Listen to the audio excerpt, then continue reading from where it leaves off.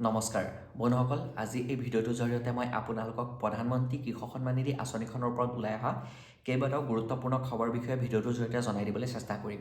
আপুনি যদি এই আঁচনিখনৰ অধীনৰ এগৰাকী কৃষক হয় বা আপোনাৰ ঘৰত যদি এই আঁচনিখনৰ অধীনৰ কোনোবা কৃষক আছে, তেনেহ'লে এই ভিডিঅ'টো অকণো স্কিপ নকৰি কণ্টিনিউ শেষলৈকে চাই থাকিব। আপোনালোকৰ বাবে এটা অত্যন্ত গুৰুত্বপূৰ্ণ ভিডিঅ' হ'বলৈ গৈ আছে। গতিকে আপুনি ভিডিঅ'টো শেষলৈকে চোৱাৰ উপৰি আজিলৈকে যদি আমাৰ এই চেনেলটো আপুনি ছাবস্ক্ৰাইব কৰা নাই, তেনেহ'লে এতিয়াই গৈ চেনেলটো এনেকুৱা ধৰণৰ খবৰৰ বাবে ছাবস্ক্ৰাইব কৰি ৰাখক। গতিকে আহক বেছি দেৰি নকৰি আজিৰ দিনটোৰ গুৰুত্বপূৰ্ণ খবৰকেইটাৰ ফালে আগবাঢ়ো। আজিৰ পৰা এসপ্তাহমানৰ আগতে আমাৰ কেন্দ্ৰীয় চৰকাৰ কৃষি বিভাগৰ ফালৰ পৰা এটা খুবেই গুৰুত্বপূৰ্ণ এনাউন্স কৰিছিলে যে এই প্ৰধানমন্ত্ৰী কৃষক সন্মান নিধি আঁচনিখনৰ অধীনত যিসকল কৃষক আছে সেই সকলো কৃষকৰ বাবে এই আঁচনিখনৰ 22 নম্বৰ কিস্তিৰ টকাটো মুকলি কৰি দিব 13 মাৰ্চ তাৰিখে। এতিয়া সেই 13 মাৰ্চ তাৰিখৰ যিটো ডেট হয়, সেই ডেট এনাউন্স হোৱাৰ পিছতেই আমাৰ অসমৰ লগতে ভাৰতবৰ্ষৰ বাকী ৰাজ্যৰ কৃষকসকলৰ মাজত এটা উৎকণ্ঠা লাগিছিল যে এই আঁচনিখনৰ পইচা কোনসকলে লাভ কৰিব, কোনসকলে লাভ নকৰে। আৰু আমাৰ অসমত প্ৰায় 40 লাখ হিতাধিকাৰী এই আঁচনিখনৰ অধীনত উপযুক্ত হৈছে আৰু তেওঁলোকে 22 নম্বৰ কিস্তিৰ টকাটো লাভ কৰিছে বা ইতিমধ্যে লাভ কৰিলে তেওঁলোকে। এতিয়া বন্ধুসকল, আপোনালোকে এই আঁচনিখনৰ অধীনৰ যদি এগৰাকী কৃষক হয় বা আপোনাৰ ঘৰত যদি কোনোবা এই আঁচনিখনৰ অধীনৰ এগৰাকী কৃষক আছে, তেনেহ'লে আপুনি এই আঁচনিখনৰ পইচা পাইছেনে নাই কমেণ্ট এটা কৰি জনাই দিবলৈ নাপাহৰিব। যদি আপুনি পইচা পোৱা নাই, তেনেহ'লে কেইটামান আপুনি কাম কৰিব লাগিব, তেতিয়াহে এই আঁচনিখনৰ পইচা লাভ কৰিব। আৰু যদি আপুনি এই কামকেইটাও কৰি ৰাখিছে, তেনেহ'লে কিহৰ কাৰণে পইচা পোৱা নাই ভিডিঅ'টো শেষলৈ মই আপোনালোকক জনাই আছোঁ। প্ৰথম কামটো হ'ল আপুনি KYC PM কিষাণ সন্মান নিধিত কৰিব লাগিব, তেতিয়াহে এই আঁচনিখনৰ পইচাটো লাভ কৰিব। দ্বিতীয়তে আপুনি কৃষক পঞ্জীয়ন কৰিব লাগিব। আগতে কৃষক পঞ্জীয়নটো বাধ্যতামূলক নাছিলে, এতিয়া বাধ্যতামূলক কৰি দিছে। কৃষক পঞ্জীয়ন প্ৰত্যেক কৃষকে কৰিব লাগিব, তেতিয়াহে PM কিষাণ সন্মান নিধি আঁচনিখনৰ উপৰিও কৃষকৰ যিসমূহ আঁচনি আছে সেই আঁচনিসমূহৰ পইচাটো লাভ কৰিব পাৰিব। আৰু তৃতীয়তে আপুনি বেংক একাউণ্টটো আধাৰ কাৰ্ডৰ সৈতে লিংক কৰিব লাগিব। আৰু চতুৰ্থতে আপুনি আপোনাৰ যিখিনি মাটি আছে, যিখিনি মাটি আপুনি খেতি কৰে, সেই মাটিৰ যিটো জমাবন্দী হয় সেইখিনি PM কিষাণ সন্মান নিধিত আপডেট কৰিব লাগিব। এই চাৰিওটাৰ কাম যিসকল কৃষকে কৰি ৰাখিছে সেইসকলে এইবাৰ 22 নম্বৰ কিস্তি টকাটো লাভ কৰিছে বা লাভ কৰিব। এতিয়া আপুনি যদি এই চাৰিওটা কাম কৰি ৰাখিছে, তেনেহ'লে 100% চিয়'ৰ থাকক আপোনাৰ বেংক একাউণ্টত টকাটো নিশ্চয় সোমাই গৈছে, বা যদি এতিয়ালৈকে সোমোৱা নাই তেনেহ'লে 2 এদিনৰ ভিতৰত এই আঁচনিখনৰ পইচাৰ 2000 টকাটো আপোনাৰ বেংক একাউণ্টত সোমাই যাব। এতিয়া যদি আপুনি এই চাৰিটা কাম কৰিছিলে বিভাগীয় কাৰ্যালয়ত গৈ বা অনলাইন দোকানত গৈ পেলাই, তেনেহ'লে আপুনি এতিয়া পোনপ্ৰথমতে চেক কৰিব লাগিব যে এই কামকেইটা আপোনাৰ ছাকচেছফুল হ'ল নে নাই। তাৰ কাৰণে আপুনি pmkisan.gov.in বা PM কিষাণ যিটো এপ্লিকেশ্যন আছে বা CSC চেণ্টাৰতো আপুনি যাব পাৰে, বা বিভাগীয় যিসমূহ কাৰ্যালয় আছে, গ্ৰাম সেৱকৰ কাৰ্যালয়, এগ্ৰিকালচাৰ অফিচ, তাত গৈ আপুনি চাব পাৰে যে এই কাম চাৰিটা আপোনাৰ কমপ্লিট হ'ল নে নাই, কাম চাৰিটা আপোনাৰ ছাকচেছ হৈ আছে নে নাই। যদি এই চাৰিটা কামৰ ভিতৰত যদি 3টা কাম ছাকচেছ হৈ থাকে, এটা যদি হৈ থাকে, তেতিয়াহ'লে আপুনি পইচাটো লাভ নকৰিব। চাৰিওটা কাম আপোনাৰ কমপ্লিট হৈ থাকিব লাগিব, তেতিয়াহে এই আঁচনিখনৰ পইচাটো লাভ কৰিব।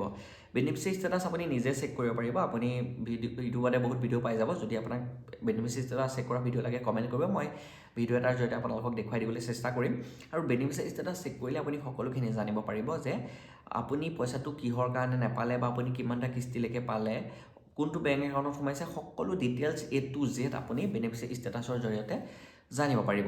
আৰু এতিয়া বহুতো কৃষকে কৈ আছে যে এই আঁচনিখনৰ 22 নম্বৰ কিস্তি টকা কোনসকলে পাব, কোনসকলে নাপায়, তাক লৈ পেলাই ফাইনেল তালিকা কিবা আহিছে নেকি। এতিয়ালৈকে একো ধৰণৰ ফাইনেল তালিকা আমাৰ কেন্দ্ৰীয় চৰকাৰে মুকলি কৰি দিয়া নাই, বা আমাৰ অসমৰ কৃষি বিভাগৰ ফালৰ পৰা একো ধৰণৰ ফাইনেল তালিকা অফিচিয়েলি হিচাপে মুকলি কৰি দিয়া নাই। কিন্তু যদি আপুনি চাব বিচাৰে PM কিষাণ সন্মান নিধিৰ যিখন ডিষ্ট্ৰিক্ট ৱাইজ তালিকা থাকে, তাৰ কাৰণে আপুনি এগ্ৰিকালচাৰ অফিচত যাব লাগিব। তাত গৈ আপুনি আপোনাৰ নামটো চাব লাগিব যে আপোনাৰ নামটো আছে নে নাই। যদি আপোনাৰ নাম থাকে, তেনেহ'লে আপুনি এই কামকেইটা কৰি ৰখাৰ লগে লগে পইচাটো লাভ কৰিব। আৰু যদি আপুনি এই কামকেইটা কৰি ৰাখিছে, তাৰপিছতো যদি আপুনি পইচা পোৱা নাই, তেনেহ'লে পোনপ্ৰথমে আপুনি বেংকলৈ যাব লাগিব। বেংকত আপুনি চাব লাগিব যে আপোনাৰ বেংক একাউণ্টটো চলি আছে নে নাই, পইচা ওলোৱা সময় আপোনাৰ হৈ আছে নে নাই। আৰু লগতে আপুনি বেংকত যদি KYC আপডেশ্যন কৰা নাই, তেনেহ'লে বেংকত KYC আপডেশ্যন কৰক। আৰু লগতে আপুনি আৰু এটা কথা লক্ষ্য ৰাখিব লাগিব, যিটো আপুনি বেংক একাউণ্ট দিছিলে সেই বেংক একাউণ্টটোত DBT মাধ্যমটো অন হৈ আছে নে নাই, সেইটো এটা লক্ষ্য কৰিব লাগিব। যদি DBT মাধ্যম অন হৈ আছে, তেনেহ'লে আপুনি পইচা লাভ কৰিব। এতিয়া বহুতে কমেণ্ট কৰিব বা বহুতে কৈছে, বহুতো ধৰণৰ নিউজ ওলাইছে, এই আঁচনিখনৰ পইচা পাবলৈ হ'লে ইণ্ডিয়ান পোষ্টেলত বেংক একাউণ্ট থাকিব লাগিব, বা আপোনাৰ মানে এই পোষ্টেলৰ বাহিৰে বেলেগত যদি বেংক একাউণ্ট থাকে পইচা লাভ নকৰে মানে বেলেগ একাউণ্টত, তেনেধৰণে বহুতে উৰা বাতৰি উলিয়াইছে আৰু বহুতে তেনেধৰণে কৰিছে আৰু পোষ্টেলতো বেংক একাউণ্ট খুলি লৈছে উপায় নাপায় কৃষকসকলে। কিন্তু এটা কথা মই কওঁ, আপুনি পোষ্টেলত বেংক একাউণ্ট খোলাৰ কোনো ধৰণৰ প্ৰয়োজন নাই। আপোনাৰ বেংক একাউণ্ট যিহতে আছে SBI, পাঞ্জাৱ হওক বা বেলেগ বাকী বেংকতো যদি আপোনাৰ একাউণ্ট থাকে আৰু সেই একাউণ্টটো যদি আপোনাৰ DBD মাধ্যম অন হৈ থাকে বা তাত যদি আপোনাৰ KYC আপডেশ্যন হৈ আছে, আধাৰ কাৰ্ডৰ সৈতে এটা মানে লিংক হৈ আছে, তেতিয়াহ'লে আপুনি চিয়'ৰ থাকক আমাৰ মানে এই অসম চৰকাৰৰ লগতে কেন্দ্ৰীয় চৰকাৰে এনেকুৱা ধৰণৰ যিসমূহ আঁচনি আছে সেই আঁচনিসমূহৰ পইচা লাভ কৰিব। আপুনি পোষ্টেলত যদি বেংক একাউণ্ট খুলি দি দিছে তেনেহ'লে ভাল খবৰ, আপুনি সেই বেংক একাউণ্টতে পইচা লাভ কৰিব। মুঠতে বেংক একাউণ্টক লৈ কোনো ধৰণৰ খেলি মেলি নাই, আপুনি পোষ্টেলি দিয়ক য'তেই নিদিয়ক বেংক একাউণ্ট হ'লেই হ'ল, খালি আধাৰ কাৰ্ড লিংক হৈ থাকিব লাগিব, DBD অন হৈ থাকিব লাগিব। এতিয়া আপুনি কমেণ্ট কৰি জনাব যে আপুনি এই আঁচনিখনত 2000 টকাটো লাভ কৰিছে নাই। আৰু এটা কথা, যিসকল কৃষকে এই আঁচনিখনৰ ধৰক 18 নম্বৰ 19 নম্বৰ কিস্তিলৈকে লাভ কৰিছিলে, তাৰপিছত তেওঁলোকে KYC আপডেশ্যন নকৰাৰ কাৰণে বা PM কিষাণ মানে যিটো ৰেজিষ্ট্ৰেশ্যন হয় কৃষক ৰেজিষ্ট্ৰেশ্যন সেইটো নকৰাৰ কাৰণে পইচা পোৱা নাছিলে, এতিয়া সেই কামসমূহ যদি কৰি দিয়ে তেওঁলোকে 19, 20, 21, 22 বা এই 3-4টাৰ যিটো কিস্তিৰ টকা হয় সেইটো একেলগে বেংক একাউণ্টত লাভ কৰিব। কিন্তু একেলগে মানে কি 2000-2000কৈ তেনেকৈ এটাকৈ লাভ কৰিব, কিন্তু একেলগে 20-22 হাজাৰ টকা একেলগে সোমাই নাযায়। কিন্তু ইয়াৰ আগতো যেতিয়া 21 নম্বৰ কিস্তিৰ পইচাটো দিছিলে তেতিয়া বহুতো আমি দেখা পাইছিলোঁ আমাৰ অসমৰ বহুতো কৃষকে একেলগে 6000 টকা 8000 টকা লাভ কৰিছে। গতিকে আপুনি যদি আগতে পইচা পাই আছিলে তাৰপিছত যদি নোপোৱা হ'ল, আকৌ যদি এতিয়া আপুনি কামসমূহ কৰি ৰাখিছে, তেনেহ'লে এতিয়া আপুনি যিকেইটা কিস্তি টকা পাবলৈ বাকী আছিলে গোটেইকেইটা লাভ কৰিব। আৰু যিসকলে 21 নম্বৰ কিস্তিলৈকে কণ্টিনিউ লাভ কৰি আছে তেওঁলোকৰ একো প্ৰব্লেম নাই, তেওঁলোকে কোনো ধৰণৰ চিন্তা কৰাৰ প্ৰয়োজনেই নাই, খালি তেওঁলোকৰ বেংক একাউণ্ট চলি থাকিলেই হ'ল, পইচা ওলোৱা সময় গৈ ৰাখিলেই হ'ল, 100% এই আঁচনিখনৰ পইচাটো লাভ কৰিব। গতিকে বন্ধুসকল, আপোনাৰ ঘৰত যদি কোনোবা PM কিষাণ সন্মান নিধি কৃষক আছে বা আপোনালোকৰ ঘৰখন যদি কোনোবা কৃষক আছে বা আপুনি যদি এজন এই আঁচনিখনৰ কৃষক হয়, তেনেহ'লে আপুনি পইচা কিমান টকাকৈ লাভ কৰিলে কমেণ্ট এটা কৰি কিন্তু একদম জনাই দিবলৈ নাপাহৰিব। আৰু আপুনি যদি নতুনকৈ এইবাৰ আবেদন প্ৰক্ৰিয়া কৰিছিলে তেনেহ'লে আপুনি এইবাৰ প্ৰথমটো কিস্তি টকাহে লাভ কৰিব। এতিয়াও PM কিষাণ সন্মান নিধিলৈ আবেদন প্ৰক্ৰিয়া হৈ থাকে। যদি আপুনি আবেদন প্ৰক্ৰিয়া কৰিব পৰা নাছিলে তেনেহ'লে CSC চেণ্টাৰত ভিজিট কৰিব, বিভাগীয় কাৰ্যালয়ত ভিজিট কৰি পেলাই আপুনি আবেদন প্ৰক্ৰিয়া কামসমূহ কৰি লওক। আৰু আপোনাৰ নামত যদি মাটিও নাই, বেলেগৰ নামত মাটি আছে, আপুনি তেওঁলোকৰ যদি খেতি কৰি থাকে তেনেহ'লে NOC এখন লাগিব সেই মাটি মালিকৰ পৰা বা I-1 এখন লাগিব, সেইখিনি লৈ আপুনি মানে PM কিষাণ সন্মান নিধিত এপ্লাই কৰিব পাৰিব আৰু এই আঁচনিখনৰ ফাইদাটো আপুনি ল'ব পাৰিব।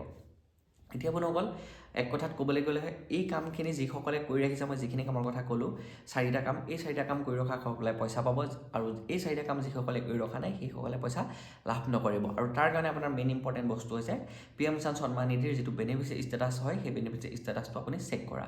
গতিকে যিমান পাৰে সিমান সোনকালে গৈ আপুনি বেনিফিচিয়াৰী ষ্টেটাছ চেক কৰক। আৰু যদি আপোনাৰ সকলোখিনি কাম ঠিক ঠাক হৈ আছে তেনেহ'লে আপুনি বেংক একাউণ্টত যোগাযোগ কৰক। বেংক একাউণ্টত যোগাযোগ কৰিলে আপুনি এই আঁচনিখনৰ পইচাৰ বিষয়ে সকলোখিনি জানিব পাৰিব। গতিকে বন্ধুসকল, আজি এই আঁচনিখনক লৈ ইমানখিনিয়ে গুৰুত্বপূৰ্ণ খবৰ মোৰ ওচৰত আছিলে। মই ভিডিঅ'টোৰ জৰিয়তে আপোনালোকক খুব কম সময়তে জনাই দিবলৈ চেষ্টা কৰিছোঁ। আশা কৰিছোঁ ভিডিঅ'টো চাই ভাল পাইছে। যদি ভাল পাইছে লাইক এটা কৰিব আৰু এই ভিডিঅ'টো আপোনাৰ বন্ধুসকললৈ যিমান পাৰে সিমান শ্বেয়াৰ কৰি দিব নাপাহৰিব। আৰু চেনেলটো যদি এতিয়ালৈকে ছাবস্ক্ৰাইব কৰা নাই তেনেহ'লে এতিয়াই গৈ চেনেলটো ছাবস্ক্ৰাইব কৰি ল'ব। গতিকে আজিলৈ ইমানখিনিয়ে, আকৌ নেক্সট নতুন ভিডিঅ'ত নতুন টপিকৰ সৈতে লগ পোৱাৰ প্ৰতিশ্ৰুতিৰে আজিলৈ লৈছোঁ বিদায়। জয় অসম, ধন্যবাদ।